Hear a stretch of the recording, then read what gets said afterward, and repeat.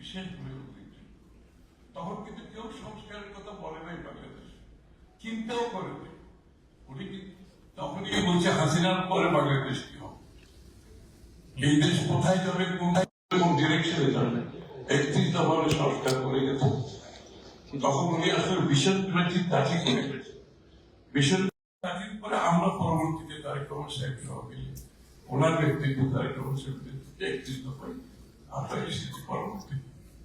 সুতরাং সার্বক্ষণিক এই দেশের মানুষকে নিয়ে, এই দেশে বিশেষ করে যে এই দেশে যদি বিনিয়োগ না, এই দেশে যদি ব্যক্তি খাত যদি শক্তিশালী না,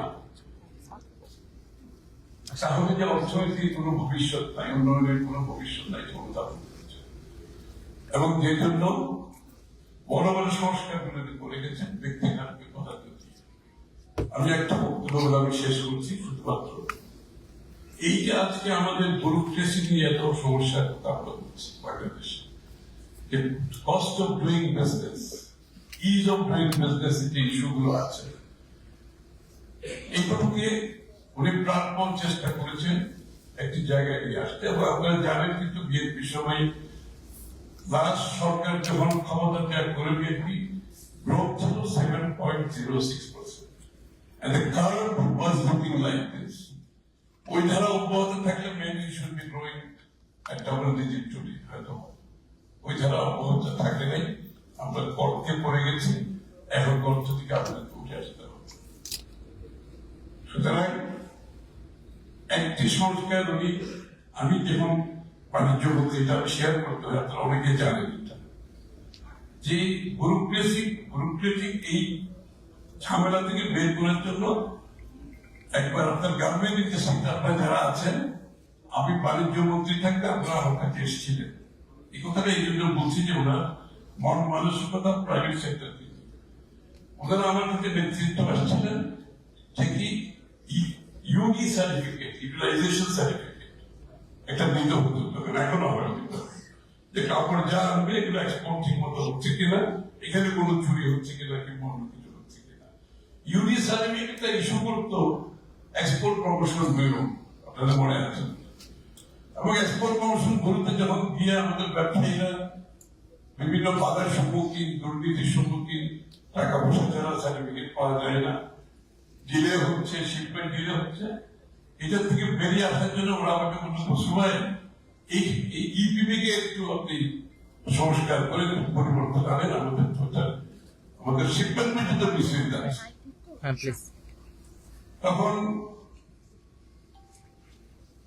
আমি ভাবলাম ইপিপি সংস্কার করাচ্ছি, এই কাজটা যদি আমরা ইপিপি থেকে বের করে বিজিআরবি এর হাতে তুলে দেই, তারা যদি ক্যাপাসিটি থাকে, তারা যদি এই কাজটা সেলফ রেগুলেট করতে পারে, তাহলে why not give it to বিজিআরবি? It was a big decision এই কারণে, ব্যুরোক্রেসি কিন্তু এটা কোনোদিন অ্যাকসেপ্ট করবে না। সরকারের একটা কার্যক্রম আপনি বের করে প্রাইভেট সেক্টরের বডির উপর তুলে দেওয়া, ইট ইজ এ হিউজ সাহসের দরকার। এবং এটা যে কিভাবে রেসিভ করেছে তখন ব্যুরোক্রেসি, আমি আপনাদের বোঝাতে পারবো। তখন আমি তো এই কাজ একা করার সাহস আমার হয়নি। আমি মাননীয় প্রধানমন্ত্রী শেখ বেগম খালেদা জিয়ার কাছে গেলাম, আমি যে ম্যাডাম এই হচ্ছে সিচুয়েশন, আমার বললাম আপনার মত কি? আমার মত হচ্ছে এটা। উনি একটা কথা জিজ্ঞেস করলেন, ওরা কি পারবে এই সরকারের কাজটা যদি আমরা ওদেরকে দিয়ে দিই, ওরা কি পারবে? পারবে না, পারার কিছু নাই, ক্যাপাসিটি বিল্ডিং করবে, ওরা পারবে। এবং সেই দিন আমরা ইপিপি থেকে সেটা বের করে বিজিএম এর হাতে তুলে দিয়েছিলাম, আপনাদের মনে থাকার কথা। এবং বিজিএম এ কিন্তু এখন পর্যন্ত এটা সাকসেসফুলি চলছে, চালাচ্ছে। আমি এই কথাটা এই জন্য বললাম, আগামী দিনে আপনারা দোয়া করেন, আপনারা ক্যাপাসিটি বিল্ডিং করেন, অনেকগুলো সরকারি কর্মকাণ্ড যেগুলো আপনারা করতে পারবেন, সেগুলো আমরা আপনাদের হাতে তুলে দেবো ইনশাআল্লাহ। এই কথাটা আমি এই জন্য বললাম, আমরা যখন বলি সিরিয়াস ডিরেগুলেশন করব, আমি একটা এক্সাম্পল দিলাম, এই ধরনের ডিরেগুলেশন করা হবে যাতে করে is of doing business, cost of doing business একেবারে ইজি হয়ে যায়। আরেকটা বিষয়, যে physical contact with the bureaucracy আমরা কমিয়ে আনতে চাই। সরকারি অফিসে যাতে আপনাদের যেতে না, অনলাইন রিয়েল টাইমে যাতে আপনারা সলভ করতে পারেন, এই কাজগুলো আমি করতে চাই। বেগম জিয়ার চিন্তা, জ্ঞান, ধারণা থেকে এই কথাগুলো আমি বলছি।